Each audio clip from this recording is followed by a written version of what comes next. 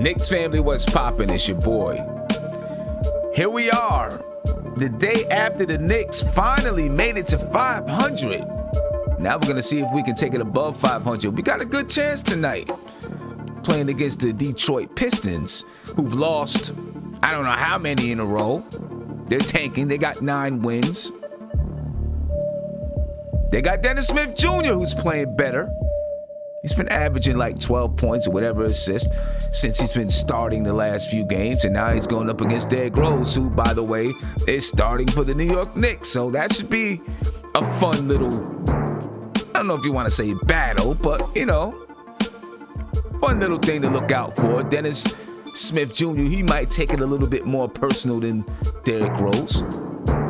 Anyway, let's get to it, ladies and gentlemen. See if the Knicks can get above 500. That'd be dope if we can do that. We need to do that. We need the cushion. Let's get to it. We got Andy, we got Isaiah, we got Uncle Fulio in the building, we got Divine, and yeah, we about to go ahead and get down with it, ladies and gentlemen. Yes, sir. Let's talk about it, fellas. Andy, what's going on with you, man? How you feeling today? Yeah, what up, what up? I'm a little bit tired. The weekend went so fast because, we have 2 games. So it's like a pre-show, post-show. I was watching the game live. So, the weekend popped like that for me. But I'm happy we're going to have a game today. So, I hope we're going to get a W and finally go above 500. Yeah, that'd be great. If we can get this W, and I think Toronto plays Chicago, and, Chicago That's postponed. Oh, it's postponed. That's postponed. The game, I didn't even see that. This game is postponed. So. Okay. I didn't even know that. So if the Knicks win, they can take sole possession of 4th place in the Eastern Conference. And Andy, I said this before the stream even started. I feel bad for you because you're closer to Monday than I am. You know what I'm saying? I don't know. But I'm closer also to the weekend than you, bro. Yeah, that's true. That's true. You're closer to the weekend, too. Yeah, no doubt. Isaiah, I don't even know if Isaiah's there. Looks like he's froze on us. So, Josh, what's going on, man? What's going on, guys? What's up, MBK fam? What's up to the chat? Definitely feel much better today than I did last night because I felt like crap thrown up and everything. That's why I had to leave the show a little bit early. But today I feel great. The Knicks are going to go out and get a win today. I'm confident in that. Favored by 1 point. Also, I know that other game is not playing because it's postponed, but DC is playing Boston today. So that's going to be another big game as far as playoff implications. Yep. So I'm just excited. Yep. And the Wizards, man, they're starting to play some basketball too. Starting to play good. And that's going to be just another team that's moving themselves into that crunch of teams that's fighting for jockeying for playoff positioning. Divine? Yep. Yeah, man, same thing, man. We got to go get it tonight, man. Salute to the panel, man. Salute to the chat. Yo, run them thumbs up all day, every day. Don't even stop today. But, yeah, man, on the real sim, I'm excited about it tonight, man. I think we're going to go in there and try to get this thing off. And, hopefully, like I said, Emmanuel quickly and them guys bounce back tonight. Alex Burks and them bounce back. But it's an exciting time to be a Knicks fan. So I'm energized, man. And on another note, Uncle Fulio, Josh, thanks for the chat, the subscription today, man. I appreciate you, brother. But yeah, it was fun, man. I'm ready, man. I'm ready to get a pop in today. I'm so excited about the night. I don't even know what to do, man. I can barely stay in my chair sometimes. So I did everything I had to do today. I did everything I had to do, Sim. I told the wife tonight, as usual, at the 7 o'clock, leave me alone. So I'm good, man. It's gonna be exciting. No doubt, man. No doubt. I'm excited too. I just hope that the Knicks don't have a letdown. I'm expecting it, to be honest with you, but I'm expecting a letdown with a victory. I think that after playing a tight game last night, an emotional game last night, where the Knicks had some expectations. Julius Randle kind of told you in the post game how Tom Thibodeau let them know the implications of that game last night, what it meant in the standings as far as the playoff race is concerned, what it meant in their season series with the Indiana Pacers and having, home court advantage or having a tiebreaker. So let me say a tiebreaker, not home court advantage. with the Indiana Pacers and those type of things. And so the Knicks knew that they needed to get that win. They understood it. And they battled back from 16 and then fought down the stretch.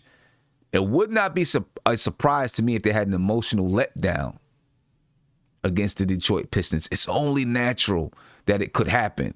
And for a team that's in a team like the Knicks that's learning how to win and learning how to win consistently, they've got to try to fight through it. Someone like Derrick Rose has been there before. Taj Gibson's been there before, though he's not playing. I do think the Knicks will win, but I also think there'll be a little bit of a letdown maybe to begin the game, right? They fought hard, and then they got to get on the plane, fly to Detroit. Now they got a game tonight, so something like that can be natural. I'm hoping that they can fight against it. Big Bubba in Guyana, what's going on? He's got a little bit of a time delay. Guyana. Yes, can you hear me? Yeah, we can hear you. Good. It's Guyana. I'm Guyanese now. Don't talk to me. Okay, still got that Verizon shirt on for like the 5th day in a row. But go ahead. I gotta rep my team, man. So you know what, though, Sam? I agree with everything you really just said. Especially the game last night. It was just emotions. You have Kev texting in the group chat 30 emojis in the first quarter. You got people just like, oh, I'm sick of this team trade. You know what I'm saying? It was a really emotional game last night. I did get to listen to you guys last night. So me and Josh going at it. Comments. Shout out to Josh though. But I'm expecting this to be a very close game. To be honest with you, I mean, these guys probably right now while we're talking, they're probably sleeping right now. They're probably gonna do like a little shoot around before the game, and that's probably gonna be it. Like you said, it was a long, tough game last night. These guys are tired. They all played. A lot of these guys played 38 minutes. 30. That range. Taj gets us out, so we're pretty thin. So this is the game, Sim, where I have expectations.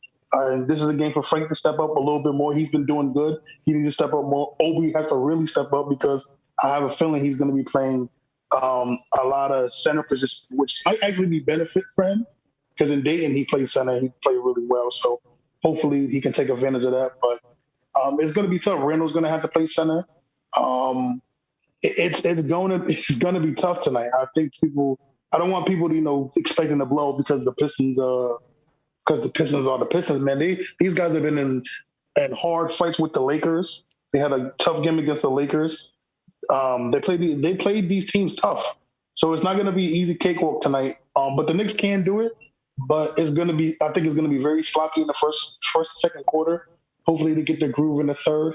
But I do expect this. I'm not going to expect us to win, but I believe we can win. We just got to fight. We got to dig deep and fight hard because it was important the last game to get to 500. Now it's important to get over, to give us a little cushion so that, because the schedule is coming up, it's going to be tough. So we need these games to give us that cushion. So let's see what's going to happen tonight.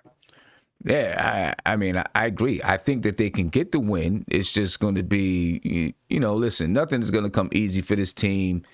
Getting to 500, getting to 500 wasn't easy. And I think getting over 500 is going to be, just as tough, even though you're playing the Pistons. They got Dennis Smith Jr., who the Knicks traded. They also have Wayne Ellington, who the Knicks decided we're not gonna re-sign you. So he may have a little bit of something in his heart that's like, hey, you guys need a 3-point shooter. You replace me with Alec Burks. You know what I'm saying? So it's going to be a battle. Andy, what do you think? Do you think it's going to be a tough game, or you think the Knicks is going to, Yeah, this is going to be a tough game for once that you said that we had a hard game yesterday. For the other fact is that we will have to play really crisp on the plays and, the offense got to be clicking because, they got the best scout out there in Dennis Smith Jr. He knows the playbook. He was with us 2 months. He knows basically every play. So we got to, go through those plays with not even a split second of hesitation because it's not going to work. He's going to, be calling out the plays, and I bet he told their coaches, Not only the name calls of the play, but how to probably defend them. It's way easier to defend a team like this. Meanwhile, we have Derrick Rose, who had basically the same thing, vice versa. So it might be a sword and sword fight between these things, but I think we should really get a W here. And other the second game after the Spurs sandwich game, like we call it, we got to get both of these games. I rather lose the Spurs game than any of these Detroit Pistons games. I finally want the Knicks to handle their business. The Spurs might be out of the range, but definitely the Pistons are in our range, and we're basically supposed to win these games. I'm not expecting a huge and major win because we're not that kind of team. If we're not clicking like every guy on the court is clicking, we're basically not going to win many games above 20 points, right? But a win is a win. If it's a 1 point game for us, as long as a W, I'm going to be happy with it. Yeah, Josh, I seen you shaking your head. I know. I was just shaking my head about Dennis Smith knowing the playbook, and it's going to be like giving him an upper hand. He may have known the playbook, but he definitely wasn't that good at executing it. So that's the reason why he didn't play. I was kind of thinking the same thing. Look, I'm happy for Dennis Smith Jr. I'm glad he's doing well in Detroit, but the Knicks should win this game tonight. Every game is going to be tough. I think the Knicks are going to win the next 3 games. I think they're going to win tonight, and they're going to win San Antonio and then beat Detroit again. Okay, right. I think the Knicks. Here we go. I actually think the Knicks feel the same way. On the high. We do it. Dude. Yeah. Look, Detroit's what 9-24 on the season. The Knicks, they don't have anybody that can contain Julius Randle. They don't have anybody on the level of Julius Randle. Blake Griffin's not playing. I think the Knicks definitely have a good opportunity to win tonight. And yeah, look, I'm not worried about Detroit. It's going to be tough. I'm not saying it's going to be a cakewalk. But the Knicks are going to win, in my opinion. Go ahead, Isaiah. But you know my thing is. But you know what my thing is though. I personally, this is my belief on how I feel like we should take this. I understand we're saying we should go 3-0, all this stuff. We got to take one game at a time for this team. You know what I'm saying? Because again, right, Josh, you're saying like you're not worried about Detroit, but how many games we had? We're 17-17, so we've lost as much as we won. And there were plenty of teams we should have beat during those 17 losses that we had no business losing. Lost to Cavs, we lost to like a few other teams. So it's like, we got to. Of course, when I make my point. Yeah. You're gonna have to do that. Listen, and I'll let Isaiah get back to us in a second after the background noise, closes up or finishes up or whatever. I'm sorry about that. Okay, go ahead. Yeah, but I was just saying, so we just got to take one game at a time. Take one game at a time and do it that way versus like. And I'm not saying the Knicks are not doing it, but I feel like as fans we do that. When we win, we get excited. We understand that dang, we can do this. We can, we win a game. We feel like we go 3-0. Then something happens, the Knicks will lose two or 3 games in a row. Then we're like, dang, man, like, you know what I'm saying? I just believe you just got to take it one game at a time, man. This is a process. The Knicks are doing really well right now, but we just got to take it as a process. I'm not just coming at Josh not like that. Not just Josh, because there's a lot of fans that do that. When we win, we can go 82-0 in a 72-game season. But then when we lose, it's like. I'm not talking about 82-0. I said before. I'm not saying that. Hold on, let me finish. Even before the Indiana game, I said I think if the Knicks beat Indiana, they can win out the remainder of this first half schedule. Because that's a big hurdle, and a lot of times when you get over hurdles. Then things start to flow a little bit easier once you get over that hurdle because you got over that hurdle. Now, talking about Dennis Smith Jr., ladies and gentlemen. Dennis Smith Jr., since he's been traded to Detroit, is now the starting point guard there. If Killian Hayes was there, he probably wouldn't be the starting point guard, but he's the starting point guard there. Since he's been the starter, he's been averaging 12 points per game, 4 assists per game, 1.5 steals per game. He's shooting 50% from the field. He's shooting 47% from the three-point line. Of course, he was traded to Detroit for Derrick Rose. And, of course, Derrick Rose for the New York Knicks, he's been playing well. He's been playing well, during his time here. He's playing much better defensively than we've seen in his first stint with the Knicks. And I think that's to be expected because, he's playing with Tom Thibodeau. He knows what to expect from Tom Thibodeau. Last night, he had 11 assists, 17 points, 11 assists last night. In that starting lineup. We can't lie, he's looked good. He's looked good. He looked good as a floor leader. Made a couple of mistakes down the stretch last night, turning the ball over twice in a row. But he's looked good as a floor leader. He did play 37 minutes last night. Right? I'm hoping that the Knicks can, get a nice lead and he doesn't have to play so many minutes tonight. I'm just not sure that's going to be the case. Derrick Rose is averaging 13.5 points per game and 4.5 assists per game since he's been with the Knicks. And he's doing everything that Tom Thibodeau and the Knicks have asked him to do, to be a floor leader, to be a leader on the team, to help the young guys out, and all those type of things. Do you think anywhere, Divine, that there's any kind of anything between Derrick Rose and Dennis Smith Jr. Just not personally, just on a competitive level, to say, hey, we were traded for one another. I want to prove that the Knicks were right. Dennis Smith Jr. wants to prove that Detroit was right and that, he could have a resurgence. What you think, Devon? No. Dennis Smith Jr. got a long way to life to even compare himself to Derrick Rose. We shouldn't even have that conversation. That boy did nothing that Derrick Rose did in this league. He did, so I you know what? I can see them having that type of mentality, but do I really think it's gonna not really, man, because Dennis Jr., he my man. Once a Knick, always a Knick. He put on a Knick uniform for 2 years, 3 years, whatever. So he's always a Knick. But at the same time, Dennis Smith Jr. played the Sacramento Kings the other night. So just like we played the other night, we got 140 on him. So I know he's doing good, but that's not toot the horn that he played the Sacramento Kings the other night. But for that, him and Derrick Rose, no, because I think Derrick Rose mentality this here. You know what? He had nothing to do with me playing for the Detroit Pistons or the Knicks. That's my agent and that's the organization. I think Derrick Rose going to go in there tonight, do what he do. And I think Dennis Smith Jr. want to prove to the Knicks that you made a mistake. I do agree with that. But do I think it's going to amount to anything? No. And we just got to go in there and do what we do. Derrick Rose and Dennis Smith Jr., man, that's like, to me, like, I'm not even ready to put him. Oh, I can see you saying that against Frank. But not no. Well, Derrick Rose, I mean, not that he would. I'm not saying that he put himself. That he's putting himself. Like, yeah, I'm Derrick Rose. I'm in that league. I'm not saying he's putting that there, but maybe just wanting to prove to the Knicks. You traded me and you didn't give me a chance. You didn't give me a chance. You know what I'm saying? I can see that definitely. I know if I was Dennis Smith Jr., I'd feel that way. Like, you guys didn't give me a chance to prove what I can do.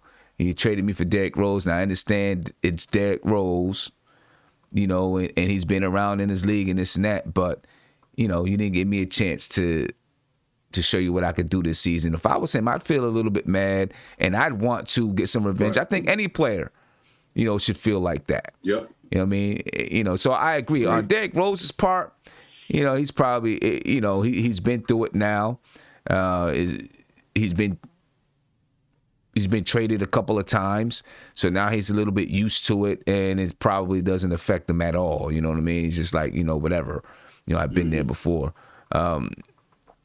So it could be a fun matchup, though. It can be a fun matchup. Let's hear from Derrick Rose after last night's game versus the Indiana Pacers. This is Derrick Rose after last night's game. Rose is here. If you have a question, raise your hand and I'll bring you into the room. Rebecca Harlow, MSG Network. Derrick, when you take a look at how physical this game was tonight, one of the things that stands out to me are those 5 steals that you had. When you were preparing for this game, was that an area where you thought that you were going to be able to take advantage? No, not really. I was just trying to play hard defense. Tips at one point said I was live during the game, so I could go. And if I had a chance to go for the ball, just go for it.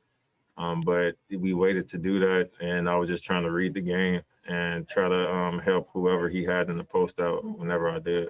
or whenever I could. Ian Bagley, SNY.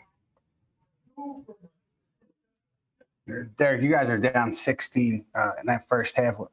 What does it say to you about the group that you're able to chip away, and then get the win? It just meant a lot, bro. Like, we knew that we had to turn up the intensity, play with some urgency. They came out, they've had a game last night, and we knew that they couldn't, like, show that they had more energy than us. So once we turned up the intensity, I think that changed the game and leading into the second half. Steve Popper, Newsday. Hey, I know you've been on 60-win teams with Tom, but what do you think it means for you guys to be in fourth place right now, beat a team like Indiana, take the home court advantage from them? I mean, I ain't know it. I didn't know it, but feels good to be at 500. This is my first time at 500 in a long time, and I mean, you got to stay even keel. Like, we know that we have a important game tomorrow. That game is more important than tonight's game, and we got to come out with the same edge, if not even more. Mark Berman. Hey, Derrick. Speaking of tomorrow night, what's the thought about going back to Detroit again for the first time? I mean, it's no thought. There's no thought. I've been getting over them feelings. Whenever I went back to Chicago, that kind of helped me get in the mindset of, like, knowing that it's a business and understanding that you can't play in a way that's going to be detrimental to the team. So, like I said, this is my first time. Like, I don't talk about Detroit unless somebody bring it up. I try to leave that in hindsight and just keep working on my craft and trying to learn the guys every day and try to put my imprint on the team whenever I can, but I can't look backwards. And that's no fun or anything. Steph Bondy, Daily News. Hey, Derrick. Can you just take us through that last steal you had there? It looked like you deflected the pass. I mean, were you expecting it to go there? I really don't know. It looked like he was Sabonis was being shaky with the ball. I seen that the guard was at the top. He didn't know what he wanted to do. I saw that the ball was going back, and I just tried to go for it. And it was just perfect timing. It threw him off, and Frank was able to get the ball. Last question, Rebecca Harlow. Derrick, just kind of following up on what Steve was asking you about, you've obviously won a lot of games, had a lot of success in this league, but this game tonight had a playoff type of feel to it. How crucial is it for the young players or some of the veterans who haven't been in this position before to see what it takes to win these kinds of battles? I mean, you got to take it one game at a time. We knew before the game the way Tails was prepping us before the game. He wanted us to talk early, constantly talk, and always be there with urgency, because you never know if a guy's going to get beat or something. But through walkthrough, you could tell he was taking it very serious, and that woke everybody up. So, I mean, when you got a staff like we have, it's kind of hard not to be prepared for games. All right. And you heard him. You know, the Knicks were prepared for this game as if it was a playoff game. But he's not worried about going back to Detroit. You know, he's kind of past that and above that. And, yeah, that's what that's good, because we need him to be focused on just, bringing his win home tonight, not anything else. So just looking at some of the numbers behind the game, man, the Pistons, they average about 108 points per game. And it seems like it's, the Knicks normally hold teams well below their average. And, we've got to do it again tonight. I think the Knicks can hold these guys under 100 points. The Knicks hold these guys under 100 points. I think it should be a runaway. But you just never know. Right, in the NBA. You got guys like Jeremiah Grant, who's playing great. He's having a breakout season for the Pistons this year. That's going to be a matchup to look at. Julius Randle and Jeremiah Grant. That's who's guarding one another. Both guys having a breakout season. The Knicks, they average 47 rebounds a game. The Pistons around 42.8. Of course, the Knicks are down Taj Gibson. So guys like Obi Toppin, maybe even Kevin Knox, they're going to have to help out on the boards. We're going to need guards to come in and help out on the boards. R.J. Barrett, even Derrick Rose a little bit. This is where we miss Elfrid Payton because Elfrid Payton is a good rebounding guard. Right? He gets in there and he grabs some rebounds. We're going to miss that from Elfrid Payton. So we need Derrick Rose to fill in that regard. We need Reggie Bullock to fill in that regard, to try to help on the boards. Now, one thing I do like from Derrick Rose, though, is he's not afraid to contest shots.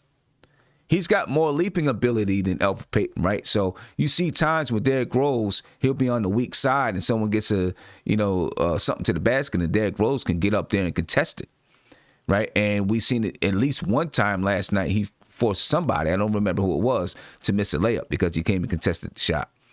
The Knicks average 6.7 steals per game. The Pistons at 7.8. The Knicks had like 12 steals last night. Led to about 14 fast break points for the Knicks, which we need. The Knicks are averaging both teams are averaging about 5 blocks. Both teams about 13 turnovers. The Knicks are shooting 45% from the field. The Pistons are shooting 44%. The Knicks are about 37% from three, while the Pistons are 35%. Both teams are shooting 77, almost 78% from the free throw line. The Knicks, the teams are about even. Points in the paint are about even. Second chance points are about even. And Detroit has got a little bit of an edge in fast break points, 10-4 on the Knicks. Jeremiah Grant, he leads them in scoring at 23.5 points per game. You got Mason Plumlee, who leads them in rebounding at 9. And Dylan Wright leads them in assists at 5 assists per game. And, of course, you already know Julius Randle leads the Knicks in points, rebounds, and assists. You got Nerlens Noel, who leads the Knicks in blocks at 2 per game. And Jeremiah Grant leads the Pistons in blocks at 1.13 blocks per game. For the Knicks, we know now Taj Gibson is day-to-day, which is good for the Knicks. He's day-to-day, so he's not out, right? So maybe he just kind of tweaked his ankle a little bit, probably won't play tonight. Maybe he'll be back against San Antonio. We'll see. Right, so maybe it's just tweaked. Elfrid Payton, he's likely not going to play tonight. He's day-to-day. And then Mitchell Robinson, of course, he's out with a broken hand. And for the Pistons, Frank Jackson is day-to-day. Dylan Wright is out. Blake Griffin is day-to-day. I don't think Blake Griffin is playing. They're just waiting for a trade or whatever. Jahlil Okafor, he's out. He'll be sidelined 6 to 8 weeks. Undergoing surgery to clean the lateral meniscus in his left knee. And then Killian Hayes, he's out with an injury to his hip. All right, so that's what the lineups look like. Well, that's not the lineups. Here's the lineups right here. What we expect is Dennis Smith Jr. to start at point guard, facing off against Derrick Rose, Wayne Ellington and Reggie Bullock, Sadiq Bey and R.J. Barrett. This should be a decent matchup for R.J. Barrett if he's, guarding Sadiq Bey, because Sadiq Bey's not going to do a whole lot of running off of screens and all that kind of stuff. I don't think he's going to do a lot of backdoor cuts, and that's where R.J. has trouble guarding those guys. Guys that do a lot of running around, R.J. has trouble with them because he loses them. I think he should be okay against Sadiq Bey. Julius Randle, Jeremiah Grant, I think Julius Randle should be able to bowl him over down in the paint. But Jeremiah Grant might have a little bit of an edge on the outside. But Julius Randle's shown that he can guard some guys out on the perimeter too. And then Nerlens Noel and Mason Plumlee will be facing off at the center spot. Let me get back to the guys here in the panel. I'm gonna take a couple of phone calls, but real quick, how do you expect the Knicks are gonna fill in the void for Taj Gibson? Start with you, Divine. I think they probably play Randall at a little 5. And like I was saying the other night, you can even throw Obi in there for a minute. It's not like we playing a superior team or somebody who's going to foul them out. Like they got a dominant center like Embiid, somebody who's going to give them problems. They record speak for themselves. They talent speak for themselves. So I think between Julius Randle and Obi Toppin, Most likely they get a little burn up there and they go small ball. I think that probably would have borne that ball down to. I'm sorry. Yeah. Andy? What do you think? Yeah, I agree with Divine. I think we're going to be using, Kevin Knox and Obi, in the rotations, and going to be, playing a little bit faster pace with D Rose at the point guard and going a little bit smaller. So we don't have to, run, Netherlands Noel back-to-back games over 40 minutes a game. Yeah, and Josh, what do you think?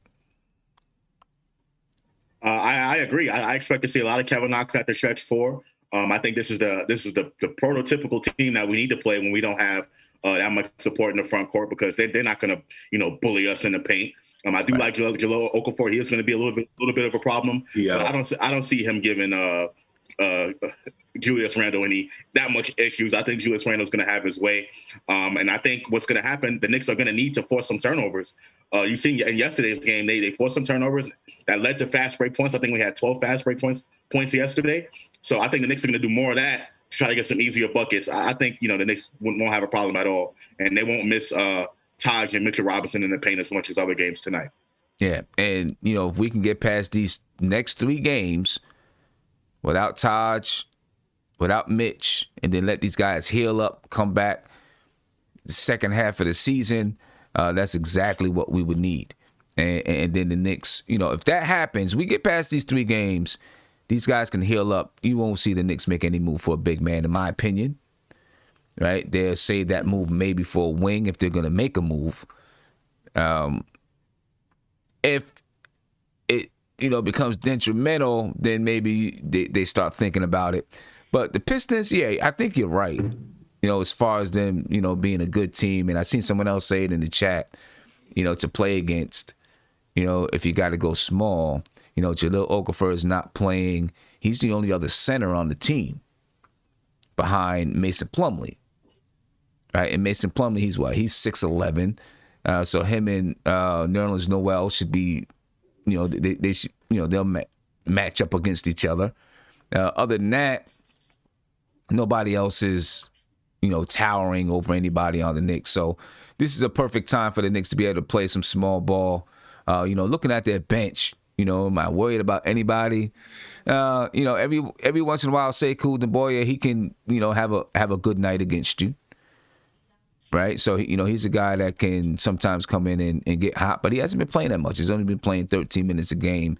I don't know what he's been doing lately. They got Josh Jackson. Josh Jackson can come in and play some ball. He averages 13 points a game, averaging 25 minutes a game. So we'll see we'll see what it's going to look like tonight. I don't see any matchup. Looking at any matchup, I don't see, and there's no matchup with this team that you fear, in my opinion. Jeremiah Grant can play well. He can play basketball. He's good, but, you don't fear him. I don't see anybody out here that you fear. I just hope that the Knicks don't have a letdown. Right. Big Bubble, go ahead, man.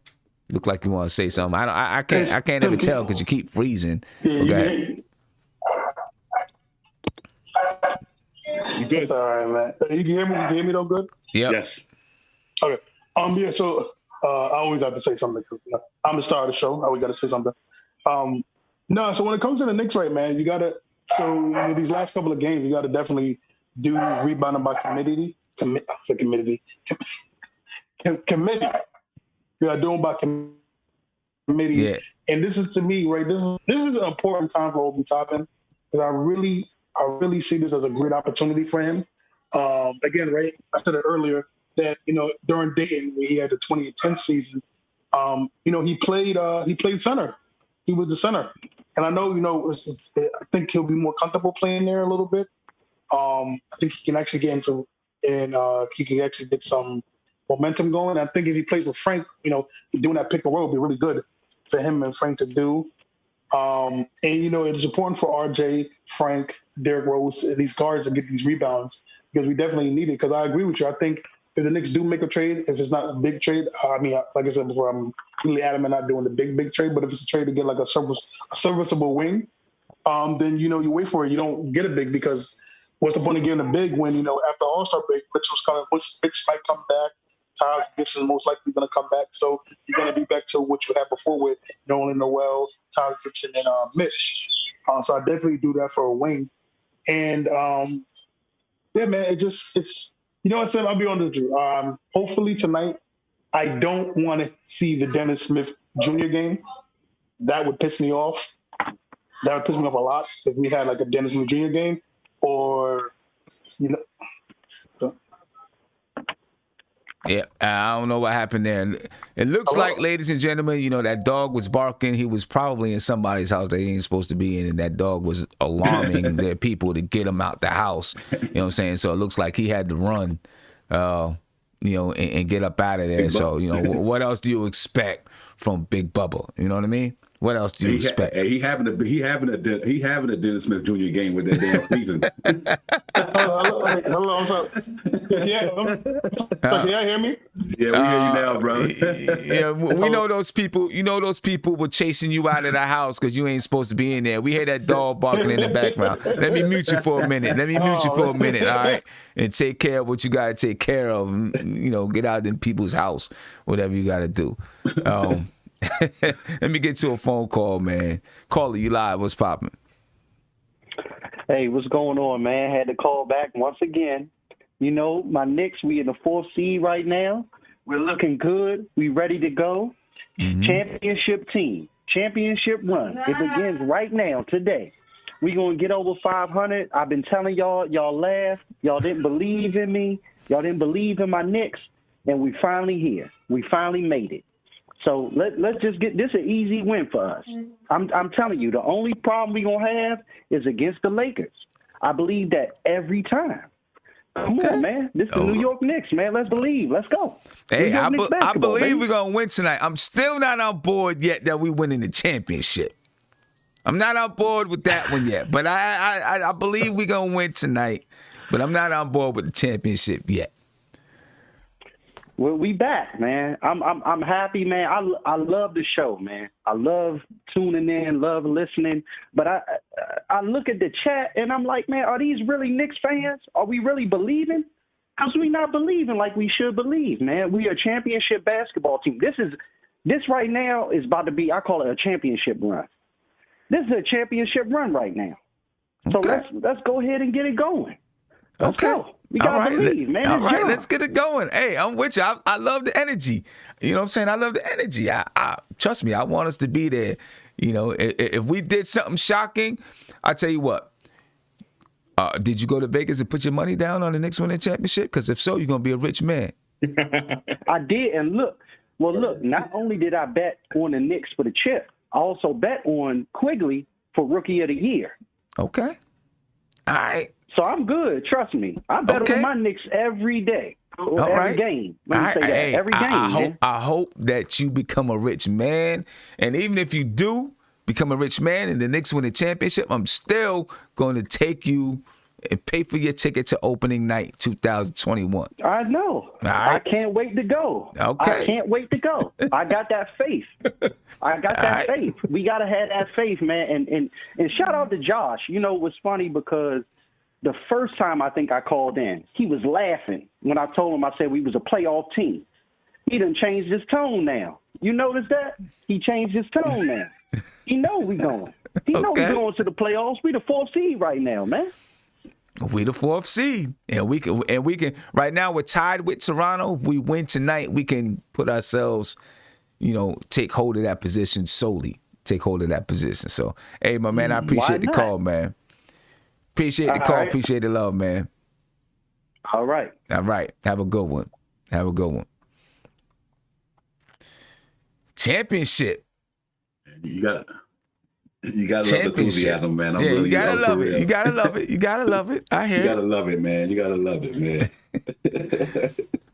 Caller, you live. What's popping? How's it going, gents? It's good, man. Wanted to follow up with that last caller. I mean, I think, you know, I don't know what to say there, but, you know, look, I'll tell him, I'll give him this. You look at anybody in the Eastern Conference right now, and if I'm the Knicks are in the playoffs against any single one of them, I'm feeling confident. Now, Okay. obviously, the Nets, they have a ridiculous amount of firepower, but if we could get them playing our game, we could push that 6 games. And I don't know. I'm feeling confident. Look, the Knicks could lose to anybody. If you're a Knicks fan, you know that the Knicks could lose to anybody. And this team, like in sales, you got a unique selling point, right? Tom Thibodeau, in my opinion, is our unique selling point. He gives us that edge against any other team in a playoff series. Arguably against maybe the Spurs. I think he got Pop's got him covered. But Right. I'm feeling confident against any team in the playoffs. That the Knicks could at least take it to 6 games. Let me ask you, barring, what can the Knicks do realistically to remain in the top 4? I'm just going to put it that way, right? Because it's going to be hard. You see how they're bunched up. Do they need to make a move to remain there, or do you think that this team hasn't reached their peak yet, as currently constructed? Well, I think it's kind of a catch-22 because the better they do, you're thinking, now's the time to make that extra move because they could actually really compete. But the better they do, then the argument is, well, these guys are doing well. You might as well keep them. You know what I mean? You might as well not lose those assets. Not for me. I feel like, I trust Leon Rose. I trust the front office that he's assembled. All of the guys there, not just him. With Wes and I like Perry, and I think Tom Thibodeau. He's going to say yay or nay on the final decision. I feel like that if you could go out and get Depot cheap, let's say like Burks, Rivers, and a second, like if you could actually swing that deal, I don't know if you could, I would do it because that opens things up on offense and I think that gives them that next step. Beal. I mean, we've talked about Beal before on here. It really depends on what they give up. But, I feel this current roster as constructed, when they get hot, when Quickly's playing his game, when RJ's playing confidently, when Randall's in the zone, when they're playing defense the way they're playing defense, and when they're all healthy, I feel like they could beat anyone. The Nets are the favorites, obviously. I disagree with your man the other day who said they're guaranteed to win the championship. That's crazy. You got the Lakers, you got the Clippers, you got the Jazz, you got the Nuggets even, you got the Blazers. Any one of those teams could push the Nets in a final series. But Philly. The Knicks have hung in there with a lot of them. They've smacked the Celtics around. They beat the Bucks. They're in 4th place now. And, they need to get that buffer zone in because the second half of this season, there's a lot of tough stretches. So we might be at the 4 seed and 3 or 4 or 5 games above 500 at some point. And we need that just to finish 500 and just to be at that, finish at a 7 seed. I mean, could you imagine if the Knicks win a playoff series? I mean, it would be ridiculous for this franchise in terms of building momentum for the future. So last thing I want to say before I run, if the Knicks could beat the Pistons these next 2 games, that's good for the draft, right? Because we got their second rounder. That's going to be basically a late first rounder. So the worse we can make the Pistons, the better it is for us with that draft pick. Right? Yeah. And we have their draft pick this year. This summer. Right? This year, and I don't think the Knicks are going to bring 3 rookies into the team next year. So I think they're going to try and do something with that second. I mean, look, if the Knicks could use that late first rounder, early second rounder, I mean, it's basically a late first rounder, right? To get another Mitchell Robinson type player or another Emmanuel Quickly type player that late in the draft, I mean, that'd be fantastic, Yeah. So I love seeing the Pistons do bad. I love seeing the Mavs do bad. And just happy they're 500. Let's get above 500, right? The next 2 games brings it up to 36 games. That's halfway through the season. That's right. So if we could be 18-18 halfway through the season, that's a good thing. Well, I mean, we actually had a chance to be 19-18 because we play the Pistons tonight, then we play San Antonio Tuesday, and then we play the Pistons again on Thursday. Yeah, I mean, nobody would have said that. I was thinking, if they win 32, 33 games, finish 9th or 10th or 11th, that would be a successful season. Here we are, we're talking home court advantage. As of right now, they've got potentially home court advantage in the first round of the playoffs. It's going to be tough to keep it, but I like their chances. I like their chances better. You look at the Bulls, you look at the Raptors, look at all the teams. I mean, it's like, especially a lot of these franchises. You guys were talking about Brad Stevens and the Boston Celtics. I just feel like, teams like that, on paper they might be better than us, maybe, but I feel like inside there's things going on behind the scenes where they've had their chance the last couple of years and they blew it. The Celtics did, they were there, and people were picking them. They were the hot item on television and all that stuff, and they didn't get it done. And now it's like mentally, like I feel like the Knicks are like, it's our turn, and that's what Tom Thibodeau's injecting into them behind this, in the locker room, and I think that gives us an edge against these teams that we're kind of pretty much equal with. Yeah, I agree with you, man. I definitely do. Hey, I appreciate your call. Thanks. Appreciate it. Hey, Sim, can I say something to Billy? Yeah, go ahead. Is Billy still on? Billy? What are you talking about? Billy. No, his name was, no, not Billy. What are you talking about? Come on, man. What are you doing? What's going on? There was no Billy. I thought his name was Billy. I thought his name was Billy. I thought he said Billy. God. What up, Billy? Oh my God. Well, his name's Billy now. Welcome to the chat, Billy. No, so you know what? Go ahead, man. Say what you got to say. I was gonna say he made an excellent point, man. One thing I wanted to point out that he said, man, was really important was, he brought up the Mavericks picks, and me and Josh went at it last night about the Mavericks picks. Me and him went at it about them because I agree with what Billy was saying. Was that listen, man, right? The Mavs have a real chance to be in the lottery. No, they don't. Josh, let me go, Josh. Let me go. Go ahead. The Mavericks have a real chance to be in the lottery. People not going to agree with me because I see Andy and Josh disagreeing, but they really do. The West is very packed. Think about this right now. I think I'm agreeing with you. These teams are above 500 that are there, and Mavericks still below 500. I don't know what team that's in the playoff push in the West. They're all better than the Mavericks. Bro, the Mavericks are 500. The Mavericks are 500. The Grizzlies are worse than them. The Pelicans are worse than them. The Thunder are worse than them. The Kings are worse than them. The Rockets lost 10 in a row. I said the teams that are ahead of them are better than the Mavericks. Well, duh. I didn't say the team below them. The teams are ahead of them. But my thing is just that the Nets, to me, you just broke the code. You broke the code to all of humanity. The teams that are above the Mavericks are better than them. You just broke the code to all of humanity right there. That's the secret of the Da Vinci Code. But what I'm saying, I think we need an intervention. I think we need an intervention. But look, because Big Bubba has a problem. But this is my thing. I don't think the Mavs are going to be in the lottery because look at the teams below them. Right, Minnesota's terrible. The Rockets are terrible. The Kings are terrible. The Thunder, they're okay. You got the Pelicans, they're 14 and 19. The Grizzlies are 14 and 15. The Mavs are at least 500 right now. They just beat the Nets. Then you got Detroit, you got Cleveland, you got Orlando. Come on. They beat James Harden. Come on now. All right, hold on. So what? They won. They still won. Isaiah, watch this. Come on, bro. Time out. If they're such a lottery team, that means they would have lost the game with just James Harden on that team, right? Because that's what lottery teams do. They lose games that they're supposed to win, right?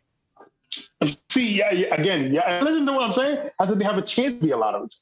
They have a chance to go into the lottery, which would be better for us because, again, right? We all no. See, now don't suck your teeth because y'all gonna be happy as hell if they land in the lottery. You're gonna be like, oh, we got a top 10 something pick. But my thing is this though, man. If the Knicks can win and the Mavericks lose, and since some of y'all want to trade to get another player, it'd be best for the Mavericks to lose and be in the lottery so that you know what. But my thing is, let's say you want it. Let's say my thing is this. Bradley Beal, you can have you got a top 10 pick. You got players to trade. You get a Bradley Beal. I get that's all what that. you guys want. But check it. I get all that. We can't control what the Mavs do. So why am I worried about it? Exactly. I'm not worried about the Mavs. I can't control whether or not they win or lose. We can't control that. But you should be worried about the Mavs because they're part of our future. But we can't control it. Why worry about something I can't control? What I'm saying is, why worry about something that we can't control? I can't control whether or not the Mavs win or lose. But we still gotta monitor it.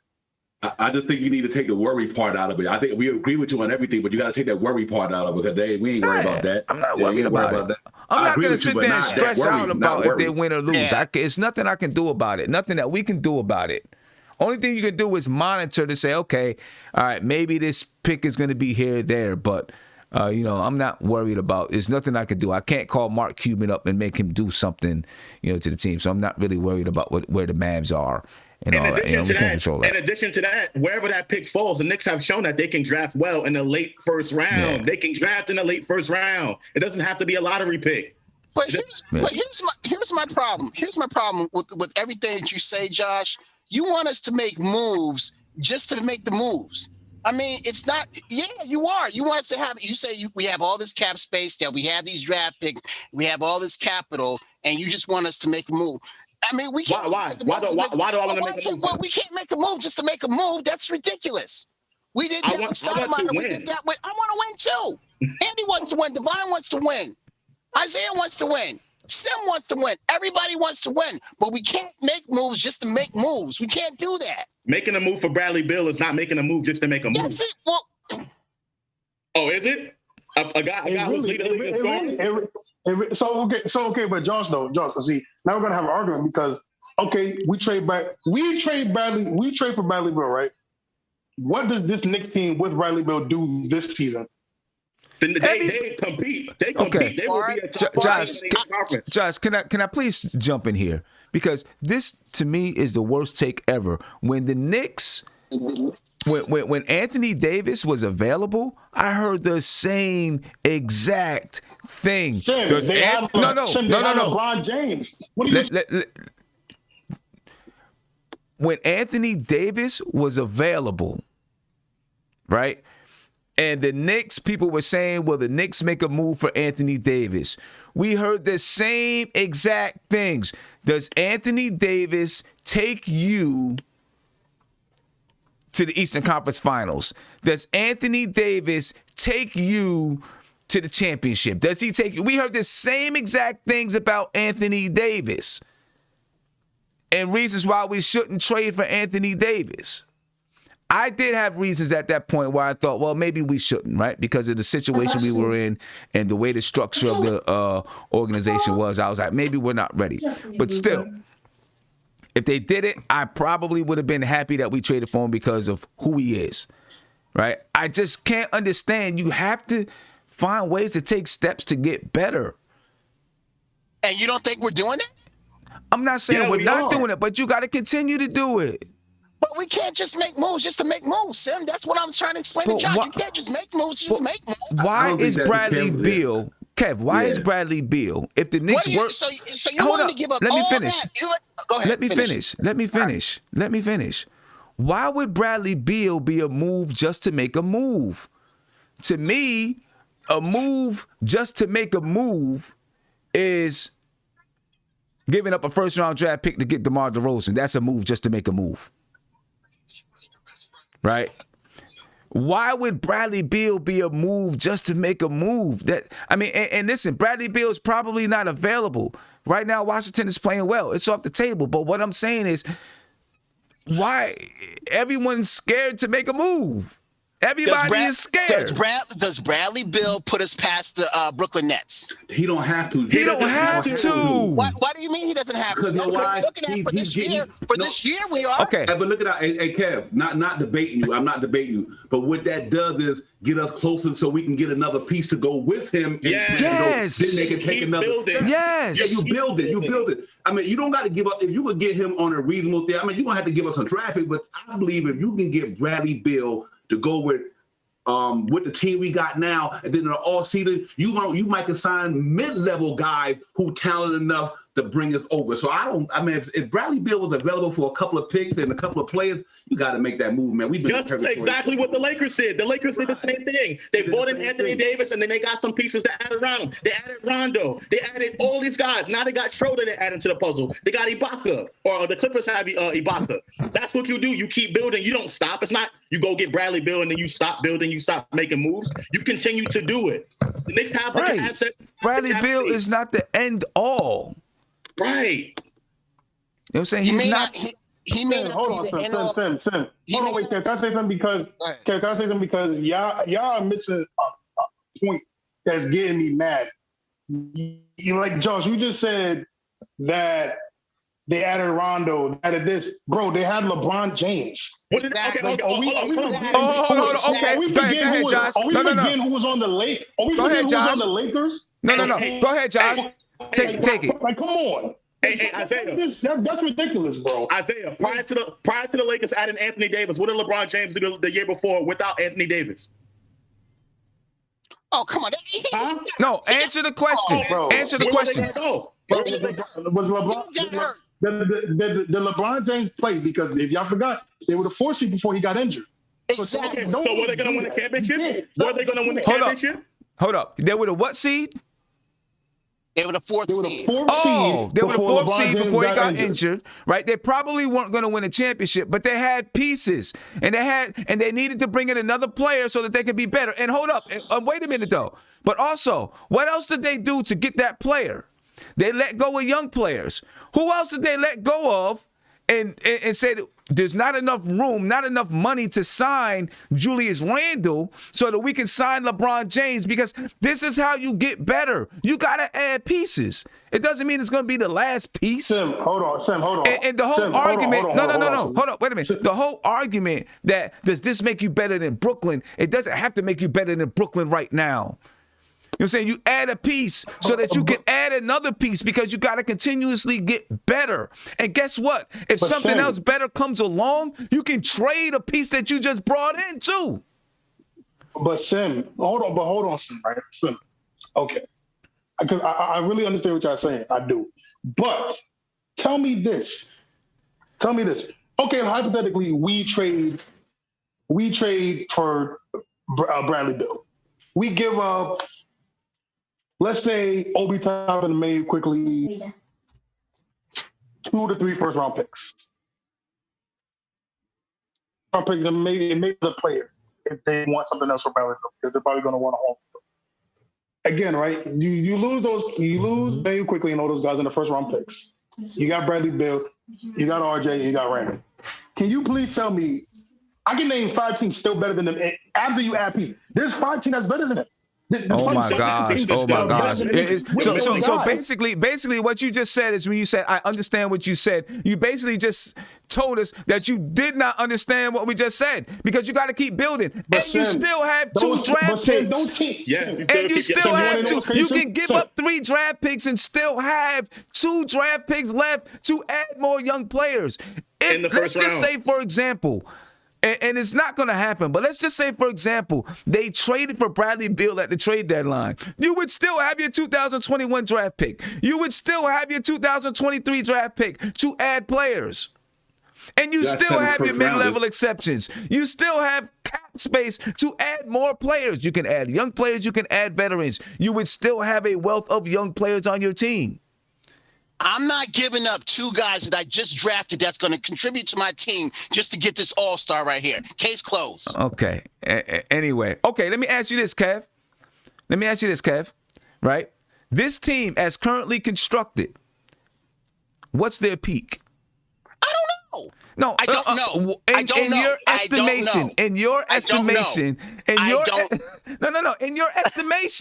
you don't got to be on point and great. Just in your estimation, what is this team's peak as currently constructed? I don't know. Do we know what the peak was when they had Ewing, Sprewell, Houston, Larry Johnson, and all that? Yes, we kind of did. Patrick Ewing needed another guy. Yep. So it was like, could they win the championship? Maybe. If they had another guy, they're probably a lock to win the championship. Why did Patrick Ewing not win a championship? Because he didn't have another guy. Yep. So what's the peak of this team as currently constructed? I don't know. We have a coach that we. Oh God, I don't know. All right. I feel like that's cop out, Kev. I feel like that's cop out, Kev. Don't get mad at us. I feel like that's cop out, Kev. It's not a cop out. It's not a cop out. Hey, Bradley Bill is not mortgaging our future. We got 7 first-round draft picks, dude, in 4 years. Well, what are you telling Obi? Hold on. Hey, Josh. Not Josh. Hey, Kev, hold on for a minute. Let's get our point across. Let me get my point across. Yeah, Kev, hold on for 1 second. Let me get my point across. You can rebut it. All I'm trying to say is the Brooklyn Nets had Kyrie Irving and KD and still went and got James Harden because they feel like they needed a piece. You can't underestimate what talent does for a team. It ain't like we giving up the whole farm to get Bradley Beal or Zach LaVine. I tell you what. Do you think the Chicago Bulls would take Bradley Beal right now with Zach LaVine for what they got? They'd give up all that for that dude.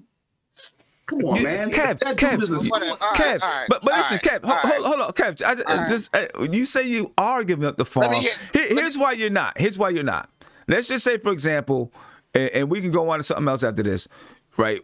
What so-called agents say or whatever analysts say that it's probably going to take a young player, 3 first-round draft picks, and 2 pick swaps, right, for Bradley Beal, okay? And one young player. So you're giving up one. Let's say that's Emmanuel Quickly, right? And then just listen. Let's say that's Emmanuel Quickly, right? Let's say that's Emmanuel Quickly, and then you give up the Dallas 2021. You give up your own, the New York Knicks 2022. And then you give up the Dallas 2023. You still have the Knicks 2021. You still have the Pistons 2021 second-round draft pick, which is highly coveted, right? You're going to have a second-round draft pick in 2022. You still got your own 2023 draft pick, not to mention about 5 or 6 2023 second-round draft picks.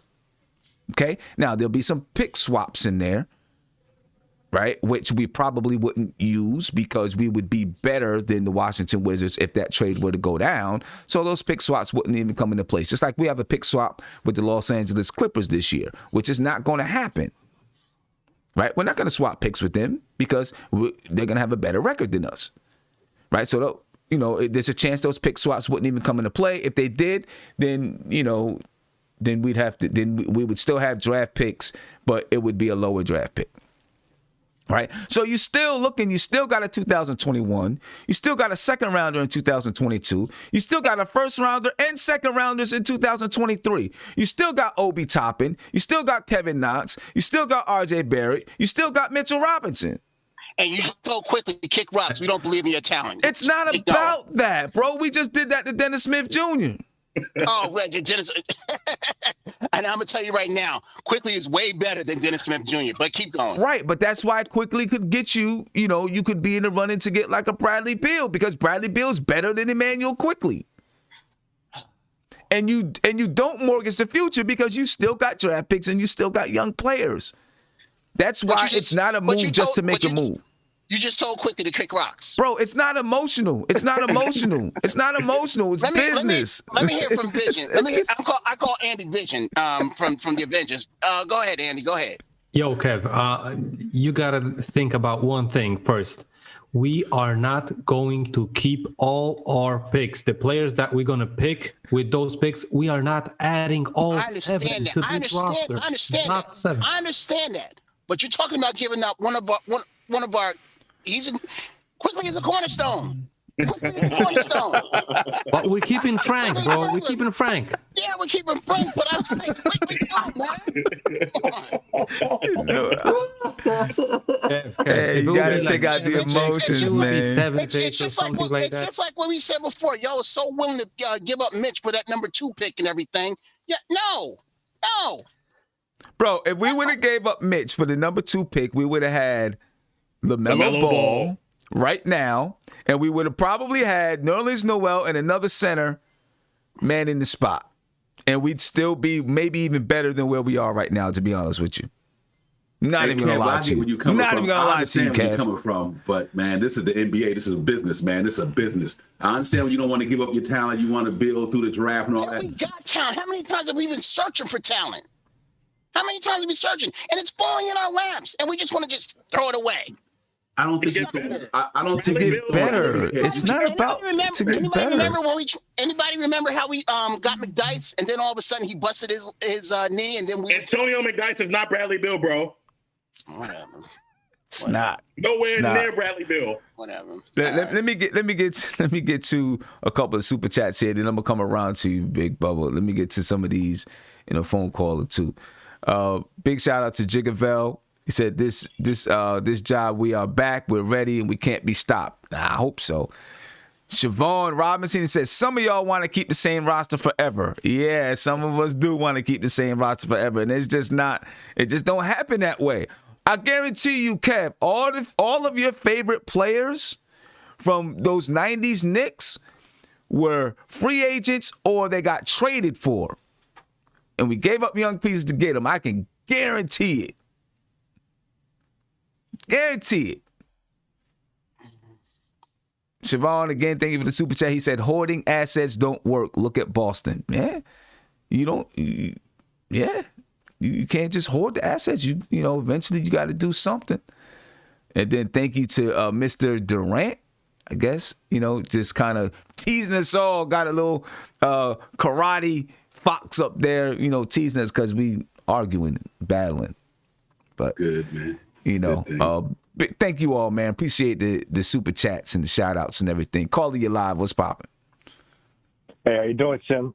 Good. I was listening to you guys talk about the trades and stuff, and I think that one key point that has to be mentioned is the guy that we're trading for going to put us, or going to take us at least to the conference championship?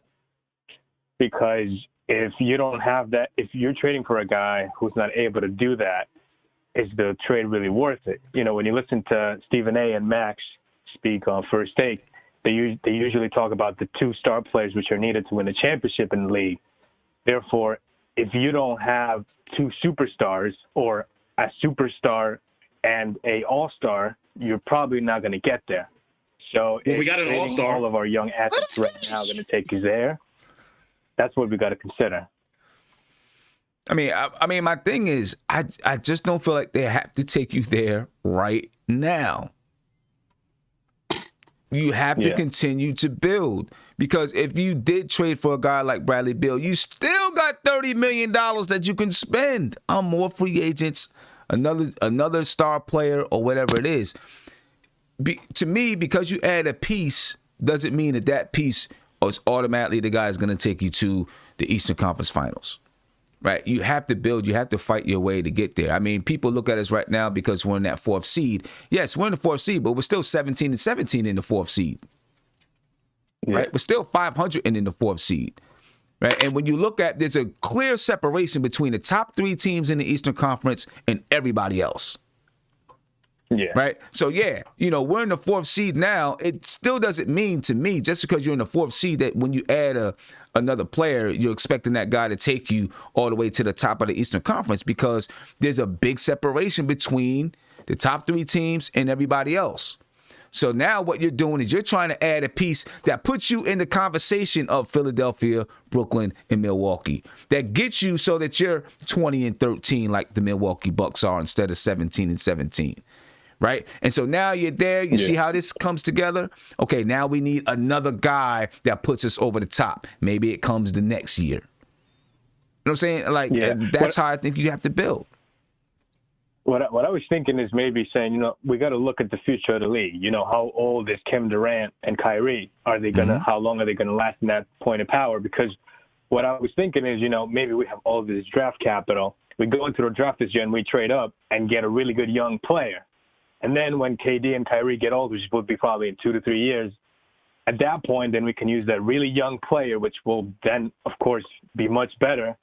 And we can use that guy and as a trade piece for a superstar. And then by that time, probably you will have a very, very, very good free agent.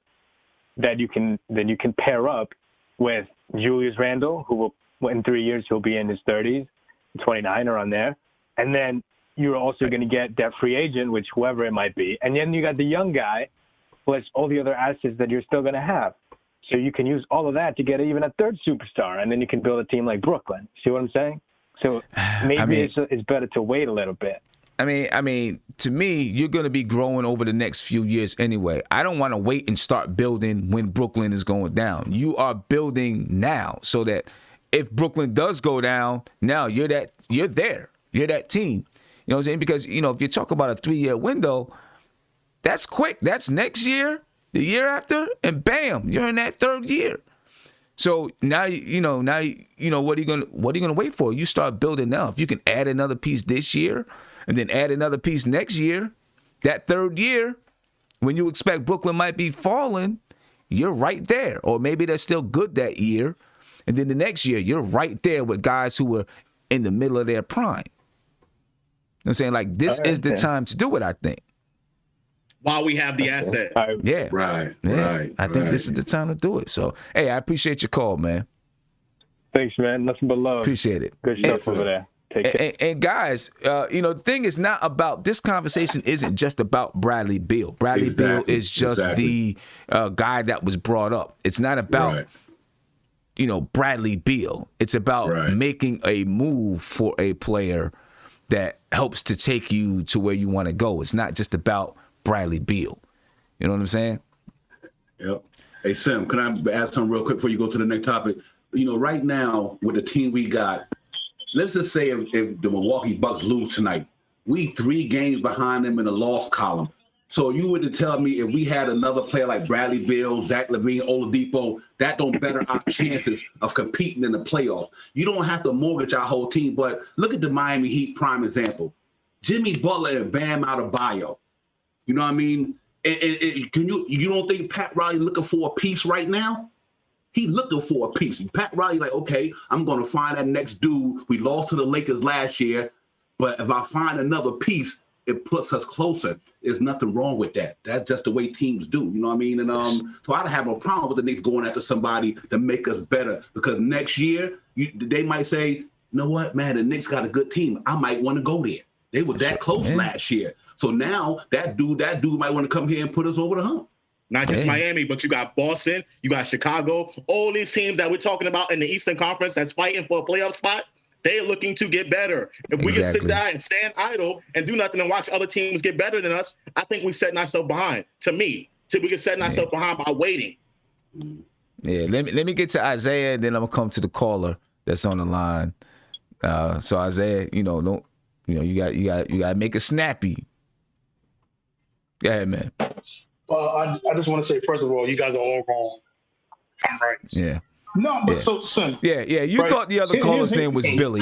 I know. Right? You thought, you broke the internet by announcing to us that all the teams with a better record than Dallas are better than Dallas. I mean, you broke the internet with a lot of stuff today. But go ahead. Yeah, I do break the internet every time they do. Andy knows. No, but so seriously though, son. So again, I just don't agree with Rush. I don't agree with that. I think that's the problem. I think that's the problem the Knicks had back in the mid-2000s. We got Amari, then what we do. And people can disagree how you feel about Carmelo Anthony, but we rushed that. We rushed that too, and look what happened. We were mediocre. I just don't see how we're rushing. We're not mediocre. The Knicks I just don't see how we're rushing. We started this rebuild 3 years ago. We are rushing. We're going to give up some of these guys. We are rushing. Sam, go ahead, Big Bubba. Go ahead. Can I finish my point? Go ahead. Like I said before, when the Knicks got Amari, we got one player that was an all-star. Then what we do, right in the first year of the Knicks having a decent season, they rushed to get Carmelo Anthony.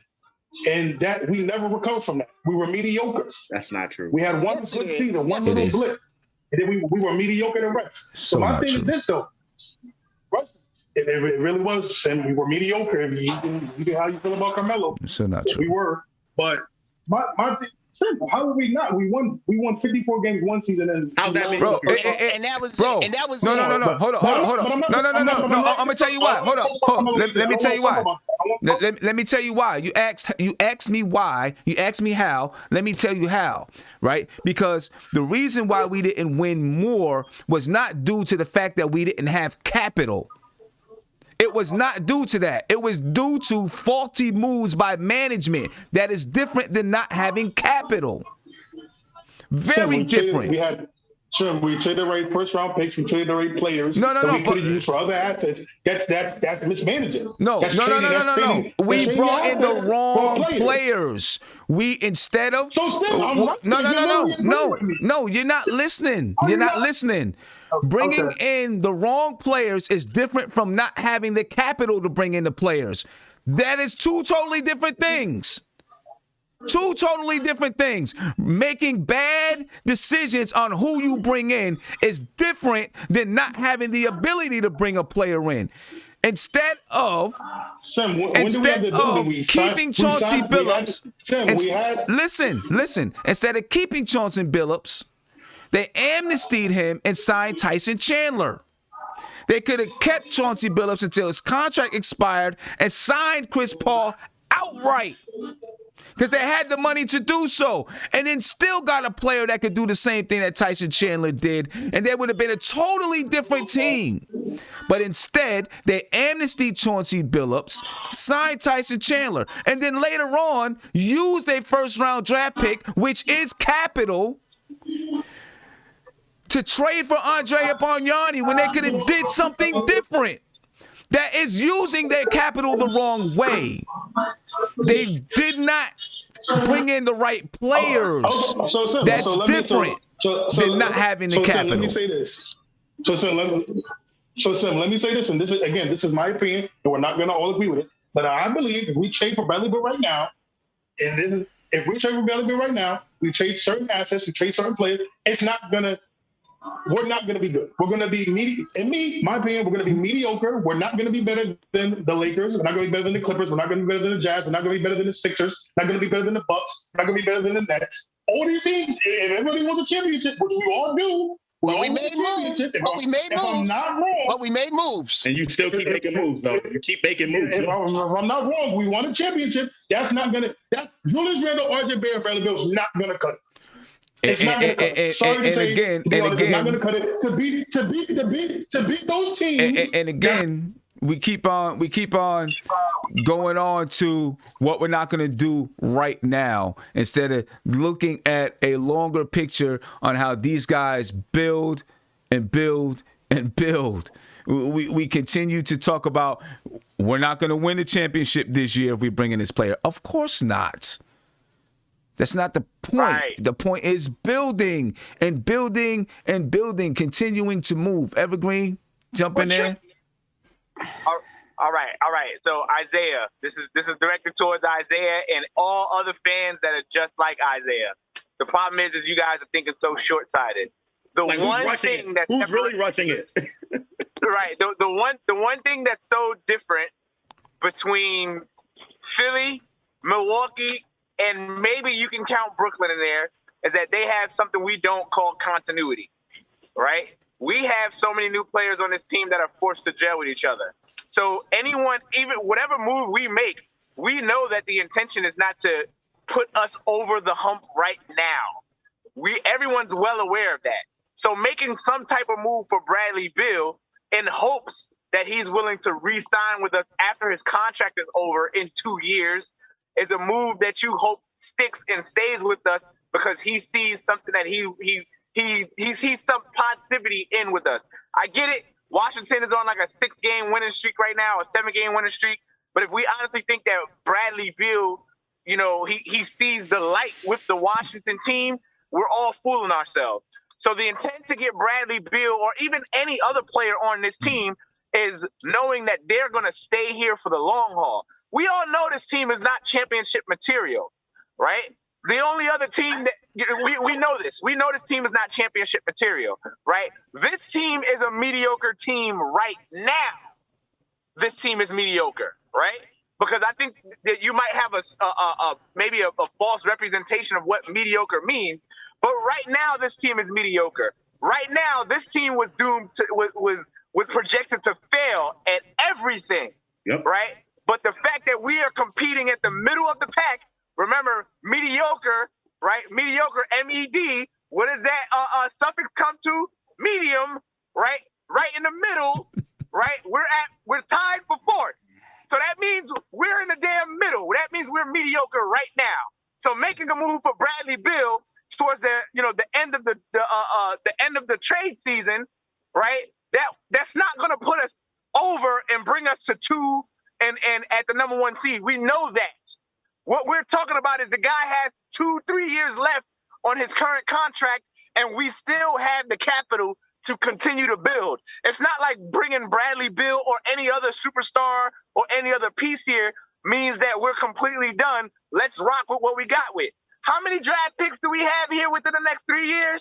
How many contracts do we have that's expiring that's only $5 million that we can trade? Come on now, you got to be. We know this. None of the information you're presenting is new to the choir. We all know this information. But to say that we continue to be mediocre later on down the line is just hypocrisy. Because right now, this team that was trash. Get rid of everybody. Get rid of everybody. Bring Bradley Beal over here and do it like that. Okay, go ahead. I just can't understand this whole thing about. I'm sorry, Evergreen. I just can't understand this whole thing about getting rid of everybody. I just can't get it. You're talking about what it would take to get Bradley Beal here. All right, you just named quickly. Maybe Obi, and then the draft picks. I did not. No. Isaiah named maybe Obi. I said quickly. I used what NBA scouts have said they think it would take to get a Bradley Beal. That's what I used. Right? And that's all that I've gone by. It's still, we're not talking about giving up everybody, and this is not just about Bradley Beal. So I don't want you to stop making this about Bradley Beal. No, you're not. But your guy up top is saying Bradley Beal. Your guy up top is saying that. He's been the topic of the conversation. He's been the topic, but this is not just about Brad. It's about other players as well. It is about adding pieces to get better and get better. Because let's just not be fooled. We are 500. I love the fact we're 500. I hope we get over 500. Kev, I keep asking you, what is the ceiling for this team? What is the pinnacle of this team? I keep telling you, I don't know. I don't know. Okay, Andy, what is the pinnacle of this team, Andy? No. What do you think? What do you think? No, I just wanna ask Kev and Big Bubba this, Isaiah. My question is, if you are going to, let's call it, lose quickly and replace him with a Bradley Beal or a Victor Oladipo or any other shooting guard that will stay with this team for future couple of years, having a bigger contract than Quickly, we know that because not going to be a rookie, but it's going to be a player in a cachet as, you know, a Bradley Beal or and Victor Oladipo, which means like 20-point scorer, more, you know, seasoned and stuff like that, experienced. Are you making that deal or no? Kev? I don't want to answer. Because, you know, this is simple. If let me come to Isaiah. Just one yes or no, Isaiah. You making the bill or no? The deal or no? He asked you a question. See, yes or no? You're gonna kill no, me. No, answer his question. He said he just asked you a question. Yes or no? Are you making the deal? I have to explain it though, because here's the thing. No, because you have a kid in Quickly. Right now, you control his contract and he is. Now you see that his age. He was going for 7 years, so maybe he's 21. So you have until he's 27, which is entering his prime. So I don't think I'm gonna say no, because listen, right? If we're gonna, the way I want to build a team, you keep guys like that. That's how you build a team. When you control. Y'all laughing, but I'm being. I'm not laughing. I'm with you, Isaiah. I'm with you. It's trying to love like you don't know championship teams have good contracts they have good contracts when they win the finals. Look at the Warriors. They had good contracts. They didn't start getting paid until they won a few championships. The Miami Heat had good contracts. People got paid after they stopped winning championships. Are you serious? Always had good contracts. Hold up. The Los Angeles Lakers. No, hold up. I asked you to answer one thing, yes or no. Right? The Lakers have good contracts. I mean, they have contracts to pay their players what they're worth. The Miami Heat, right? They paid their top 3 players, and they had to go to the bargain bin to add other players. What happened? Players wanted to play with them.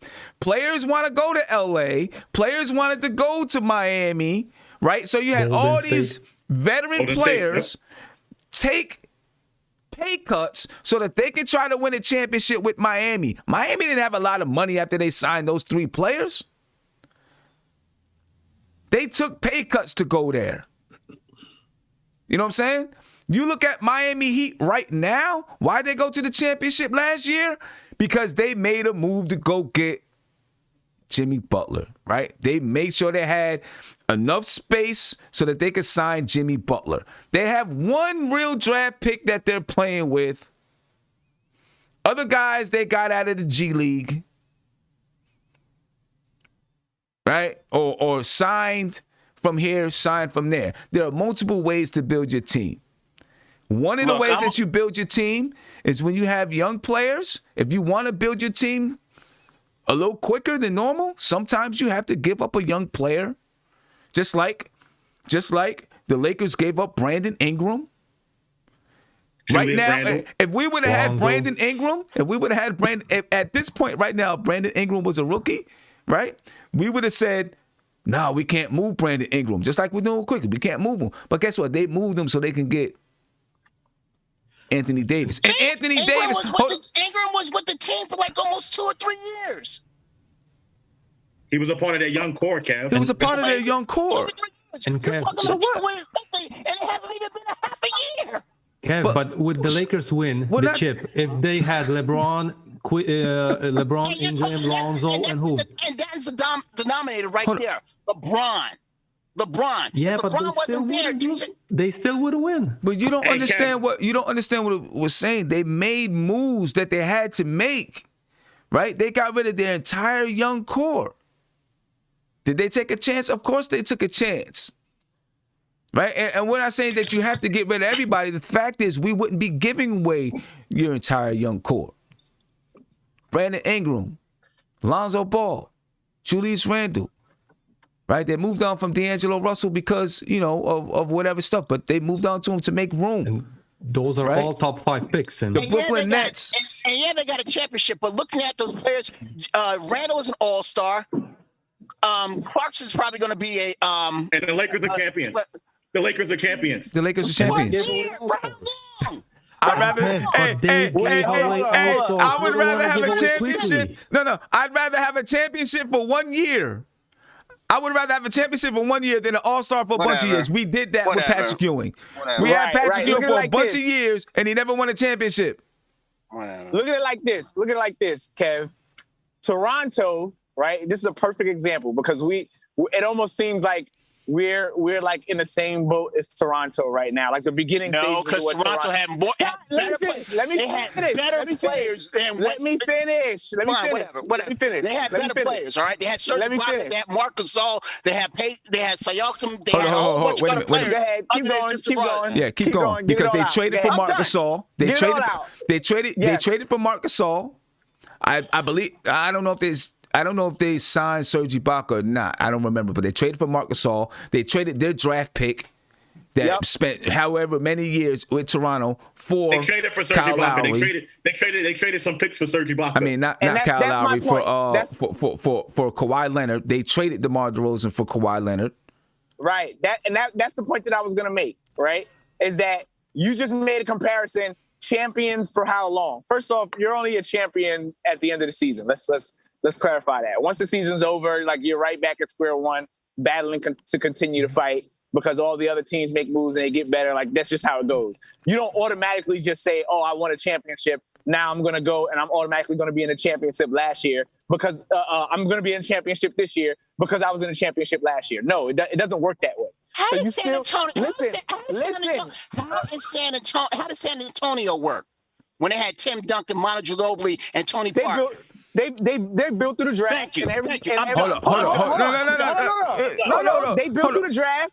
They built through the draft just like Toronto did. Because Toronto ended up taking draft picks that they had and they moved them. And they traded players and they moved them to get what they want. What happened with Toronto was they sat at the middle, the middle of the barrel, the mediocre teams, averaging at the fifth and sixth seed for like 6 years in a row. And then all of a sudden they say, you know what? We got to do something. We got to make a move. And they finally made the big move that got them over the hump, which was the DeMar DeRozan trade. So the only thing I'm drawing a comparison to is simply saying, look, we are at the beginning stages of what Toronto did when they drafted their players, right? They ended up striking gold when they got Pascal Siakam out of the G League. They struck gold with that, and that was their anchor that made them say, you know what? We are okay with taking this big risk and making a trade for DeMar DeRozan to get Kawhi Leonard. Kawhi Leonard in. We are okay with doing that because even if we fail, guess what? Kawhi Leonard's going to be out there, but we still have this catalyst player called Pascal Siakam that we can put our backs on. And it just so happened to work. So what I'm saying is that we can't continue to fear. We can't continue to fear this idea of getting rid of players. Now, Kev, I agree with you. I am not a proponent of getting rid of quickly. Like that's not what I'm here for. I don't want to get rid of quickly, right? No, but you had other two on the panel that was willing to do it. I can't speak for them. I'm talking for me. I don't want to get rid of quickly, right? I don't want to get rid of RJ, and I don't want to get rid of Randall. Everybody else, if there's a move that can be made that's going to continue to allow us to build continuity over the next 2 to 3 years, I'm all for it.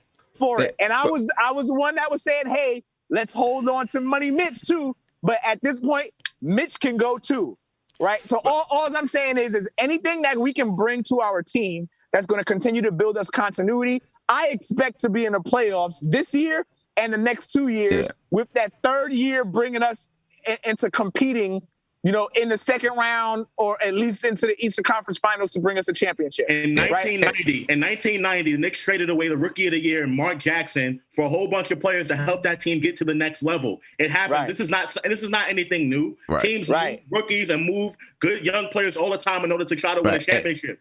And let me jump in here about because Kev, is sipping his tea like, I proved my point. No, Kev, because check it out. Yeah, San Antonio, right? They got very, very lucky, very, very lucky.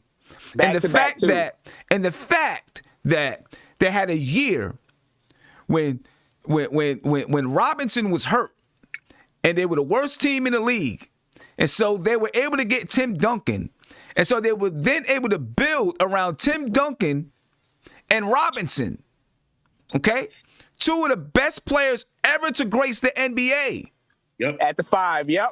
Okay? Yep. Ever to grace the NBA. And so they were able to build with those two guys, and then when Robinson was gone, you still had Tim Duncan there, right? And then they had Tony Parker and Manu Ginobili. Everybody else? Draft. Everybody else, though? They brought in. Hold on, wait a minute. No, let me finish. Kawhi Leonard. Let me finish. Kawhi. Draft. Let me finish. Do the draft. Let me finish. Right. So they had players that they drafted. We had players that we drafted too. And I guarantee you that they moved players that they drafted. They let players that they drafted go. They used players that they drafted to trade for other players to make their team better. No one is saying trade away all the players. This is what people don't get. People are not hearing or not listening, right? You're focusing on Bradley Beal and Quickly. These players are used as examples. You're focusing on those two. These players are used as examples on how you have to strategically move. That's all. They're just used as examples. There is no way you're keeping all of your rookies. Guaranteed. It's not going to happen. We have get another quickly. Crazy young players. Mitch, RJ, Quickly, Obi, Knox, Frank. All of these guys are not going to stay. They're not all going to be on the team. Some of them are going to get moved for better players. It happens that way in the NBA. No team wins a championship full of all of players that they drafted. It's not going to happen that way. That's never that's never happened. You know what I'm saying? Like, and you got look at it like this, Kev. Right? Every team in the league has something different that they value based off of their situation dealing with their contracts. Right? Some teams might value the rookies because they have superstars or all-stars on the team or bums on the team that they're paying a crap load of money that they can't move. Right? So, and then you have other teams that coaching is horrible and they only rely on superstars to get them over the hump. We're in a lucky position where we have both. We have an all-star on the team, right? We also have a world-renowned coach, and we also have young players. And there's other ways that we can take those young players or the capital or you know, anything that we have in order to make an upgrade. Some teams might value the fact that they could use a Quickly on the team that you know, because it's a because it's a cheap contract. Some teams might value the fact that Reggie Bullock is only on a $5 million deal or excuse me, a $3 million deal if I stand corrected, and they can use him to offload their offload a bad contract they have. Every team in the league, some type of way. To include, we should always be looking at a way to upgrade. Again, right. I'm not a proponent of getting rid of, you know, the getting rid of the farm in order to appease, you know, just the you're breaking up, Evergreen. Upgrade that's going to kill us because you broke up, Evergreen. You gotta have the brush in your hand, bro. Yeah. Go ahead, Isaiah. And then we can put this to end. I'm gonna get to a couple phone calls. I'm gonna get to a couple phone calls after this. Then we can put this to end. Look, Tim, you know what's crazy, man? Sorry about all the noise. No, so look, right.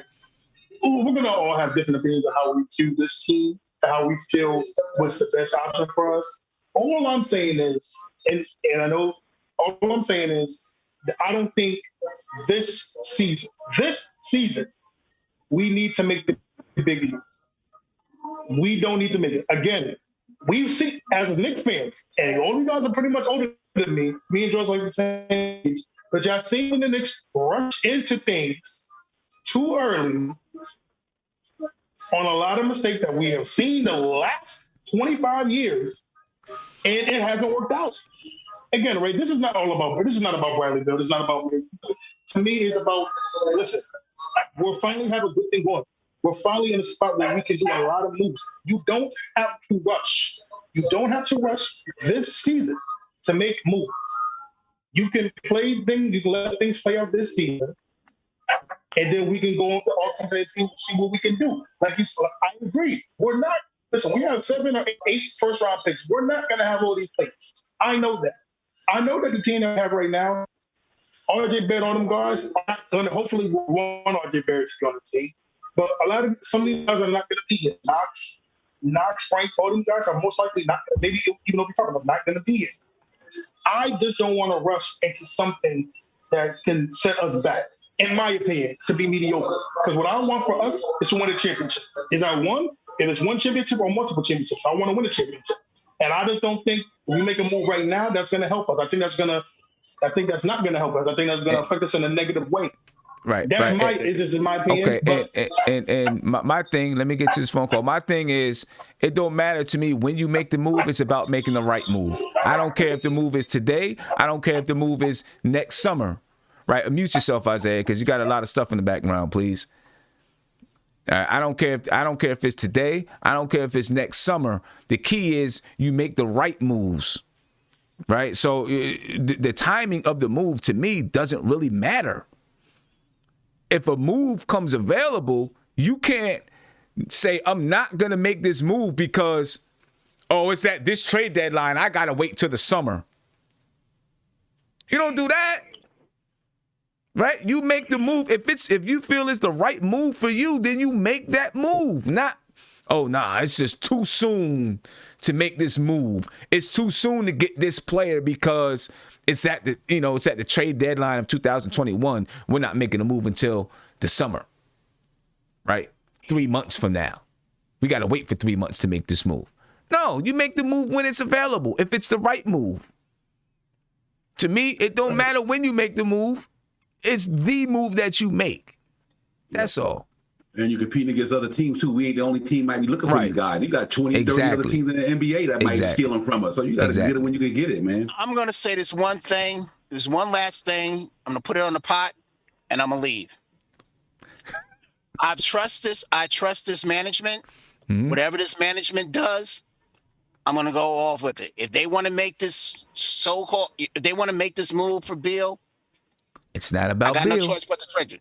It's not about Beal. Whatever it is. It's not about Beal. Whatever this management team does, I'm on board with it. And that's all I'm going to say. Next thing. Kev, let me chime in here. Kev, what if we would have to give up quickly and 2 first-round picks for SGA from OKC? Would you do that deal or no? If that's what manager wants. What you want, bro? Would you do it or no? He wants to keep quickly. Well, if you know me by now, then you know that I'm not with it. So you wouldn't swap quickly. So you wouldn't swap quickly for SGA. I'm not giving up on my players. All right. See, this is we gave up on Trevor Ariza, and Trevor Ariza won a championship with the Lakers as a role player. As a role player. As a role player.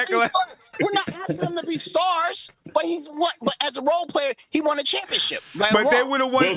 They probably would have won without Trevor Ariza. They probably would have won without Trevor Ariza. Wilson Chandler, Danilo Gallinari. These guys became role players for the rest of their career. It's easy to get role players, man. And Mozgov won one too, didn't he? And he was a role player. Oh my goodness! And the Cleveland Cavaliers would have won without Mozgov. Again. Eddie Curry won a championship too. Yeah, Eddie Curry won a championship too. Hey, we traded for Eddie Curry. We traded for Eddie Curry. He won a championship with the Heat. Anyway, what I said was whatever management does, I'm on board with it. If they want to trade these guys just to get a Beal or whatever, fine. All right. It's not going to stop me from being a Knicks fan. I've suffered enough, but I'm going to keep suffering. Right. Whatever happens. Okay. Hey, let me get to this phone call. Call you live, man. What's poppin'? What's up, Tim? Shout out to you. Shout out to the panel. Shout out to Pat from Central Florida. I just want to say a couple things before I make my point real quick. All right. I think everybody that has spoken on this topic has made great points. This segment has been phenomenal. I've been enjoying this since I started watching this. But anyway, what I want to say is I feel like everybody has some good points, but we need to put it together. You're breaking up real bad, my man. You're breaking up real bad. Let me get you a phone call. Caller, you live. What's popping? Sam. What's going on with you, man? How you feeling? I'm feeling good, brother. You know what it is. Yeah. We have 500. Feels good. We're at 500, and we want more. Yeah, never felt so good to be mediocre, but, you know. No, I'll take it. You got to start from somewhere. You got to start somewhere. I absolutely think. Now let's cut the pleasant. Kev, what is wrong with you, brother? Wait, is this my man? You know who it is. Yeah, you know who it is. I got to see what he looks like, man. I got to see what he looks like. Man, it's cool. What's going on? Like, no, tell me, man. What's going on? Hey, brother. All I'm saying is that I don't want to give up on my young talent. Is that wrong to say? Yes. Whatever. God, yes. Whatever, man. We'll agree to disagree. We'll agree to disagree on this one. Here's the and I heard everyone give point. I didn't hear everything. You're not gonna be able to hold on to everything. I understand that. You just can't, man. I understand that. But would you say that Quickly is way better than a lot of the talent that we have, the young talent? Maybe not RJ, but he's like the second best. We've only got 3. We have. Say again? I said we've only got 3. Yeah. And I'm not counting Frankie. And I'm not counting him either. I'm not saying I was talking to you the other day, and I said, you asked me, would I move RJ for Bradley Beal? Yeah. About 3 or 4 days ago, and I told you, I've said it before. Yes, I would. Huh? You're not going to be able to hold on to everything. Okay. So just rip up the foundation, right? Just rip it up. We have no foundation. Yes, we do have a young foundation. I think we do have a foundation. Yeah, we do. Yeah, we do. The cement is wet. You can mark your name in it right now. God. You might be right about that one. You might be right about that. We got a foundation, but it's not dry yet. No, I just saw them pay $500,000 to move a house that's been there for God knows how long, and the foundation came up in 1, 2, 3. There's no foundation over there. But cement. I don't understand. You might not think it's a foundation, but many others think that it is. Yeah, and Anthony, it was cracking up a little bit. So if you could get a better line, actually going to be heading off in a second anyway. But Royale Music, thank you for the super chat. He said, y'all glossing over one thing these super teams have in common. They signed a superstar piece you can easily build around and then trade it for upgrades, right? But what happened with these teams, and maybe not the Lakers, right? But they brought in players so they can be better, and then they either signed other players or traded for other players, right? The Brooklyn Nets are a prime example. Now, they haven't won a championship yet, right? But they had D'Angelo Russell, okay? And they had a nice thing going with D'Angelo Russell and those guys. And then what did they do? They flipped D'Angelo Russell. They ended up flipping him for Kevin Durant in a sign and trade, right? They ended up flipping Karis LeVert, whoever else, to bring in James Harden, right? They signed Kyrie Irving. I mean, that's what they did. They took the young guys that they drafted, that they brought in, and they flipped them over to get, 3 of your best offensive talents, in the NBA today. Every team's going to be a little bit different. It's going to work a different way, and it's still yet to be seen whether or not it works in Brooklyn. All I'm saying is, I'm not saying you got to give away everything. All I'm saying is we can't be afraid to make a move when it becomes available. That's it. That's all I'm saying. Don't be afraid to make a move because, scared money don't make money. Bottom line. You know what I'm saying? We'll be here forever. You know what I'm saying? If you got $1,000 in the bank and you scared to invest it, you can go ahead and let it sit there in your savings account and think that interest is going to build up if you want to. Nope. Not that at interest all. ain't going to build up at all. You know what I'm saying? That little $1,000 in 10 years. Yeah, that little $1,000 is gonna get you, another $10 in 10 years or 20 years or something like that. But if you put it in the stock market, you take that money and take a chance with it and put it in the stock market. There's a chance you can turn that $1,000 to $100,000 if you're good. Scared money don't make money. You got to do something. But you can go ahead and put it in a high yielding savings account and see how long it takes you to build some money with that $1,000. That's all I'm gonna say right there. We're gonna head up out of here. I'm gonna get a last word from everybody, and then we're gonna go ahead and rock and let you guys get ready for the game, ladies and gentlemen. I'm gonna start with Evergreen, man. Go ahead, Evergreen. Mute yourself. Got to unmute yourself. There you go. There we go. All right. I'm excited for tonight's game. Everybody knows I'm happy we got rid of DSJ, but I would have liked to see the kid flourish here, but obviously it wasn't going to happen. So I would like to see DSJ have an amazing game. Obviously, I want the Knicks to win. I think we are going to win.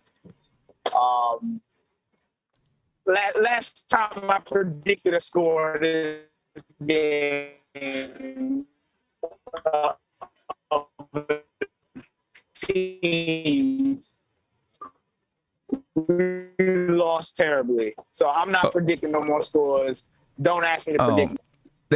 Can't piss me off. Let me stop one time because Legion and Nick said I had the wrong analogy. No, I had the right analogy. What I'm saying to you, Legion, is that instead of investing your money, you sit still on your money. So instead of trading your players in the NBA, your young players, you sit still and wait for them to grow and turn into the championship.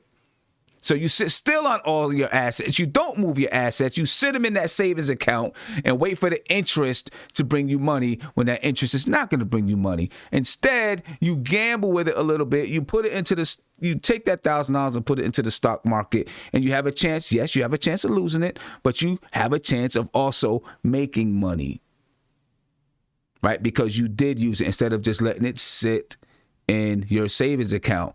My analogy is that we are afraid to trade players because we don't want to lose our players, and we sit here mediocre instead of using our assets and our capital to take a chance and make a couple of investments.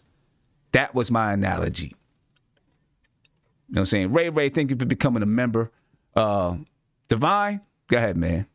Yeah, man. We just got to get it tonight, man. Hey, good discussion, man. No matter what, I like the heated debate. That's good for the soul, man. We all got, we just debating about. So I don't have no problem with that. We can debate about who, and even about who's right or who's wrong. But I do agree. You know what? If you can get somebody like Bradley Beal, you go get him. Period. And it could be Bradley Beal, Depot, Levine, Carl Anthony Towns, whoever. If they're going to put you closer to the next step, and you can continue to build the next year after that, can be in that position to do it, you go get them. But tonight, Knicks going to tear their boys up tonight. We 18-17, man. Kid, I knows that Detroit stuff, man. Go ahead with that. It's going to be a spanking tonight.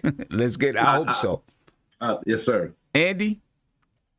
Yeah, I'm with Divine. I hope we're going to get a W. It's going to be, of course, a hard-fought game because we got tired players after yesterday's game. We had to catch a flight, so it's not like a home and home back-to-back. But I still think, the Pistons are a team we can beat, and we should beat them because they're lower in the standings, and I don't think they're, looking to be in a playoff picture. So this should be a one-sided game, but I think it's going to be a lot closer than most people think. Kev? Yeah, Frank's getting 25 and 10. Yeah, I'm with you. Nah.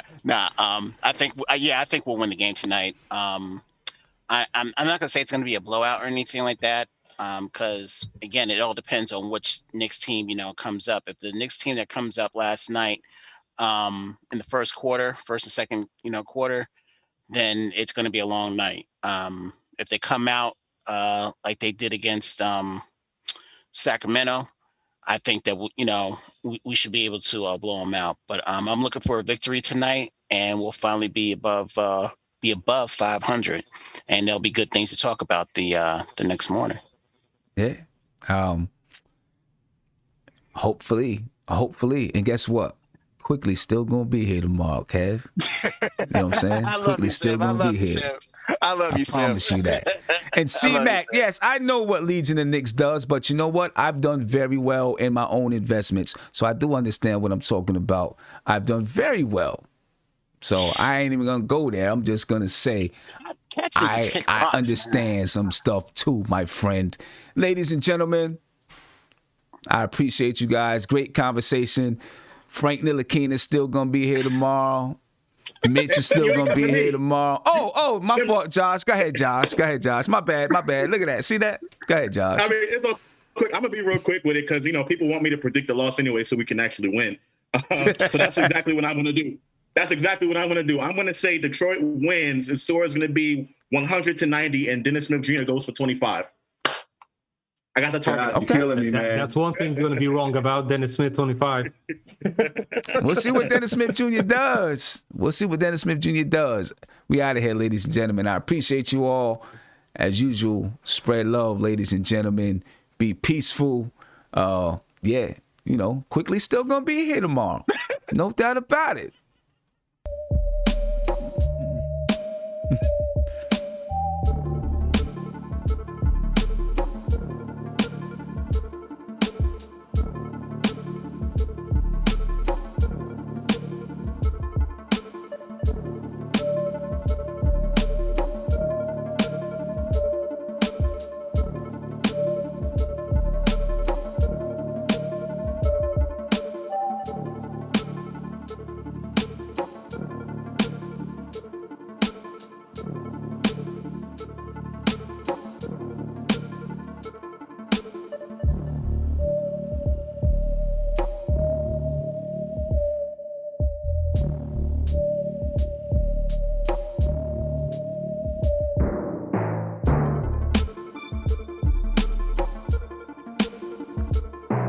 And ladies and gentlemen, I forgot, make sure you check out Legion of Knicks tonight.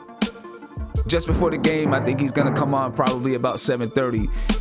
He's in the chat right now, so make sure you click on his profile so that you can subscribe to his channel. Make sure you check out Blanche Tears later on tonight about 11:45. Knicks Real Talk will be on, well, he'll be on with us, and then he'll be on Tuesday morning for the game preview. And so make sure you get out there and check out all these MBK family Knicks podcasters. But Legion of Knicks tonight, 7:30. Blanche Tears, 11:45. I'm out.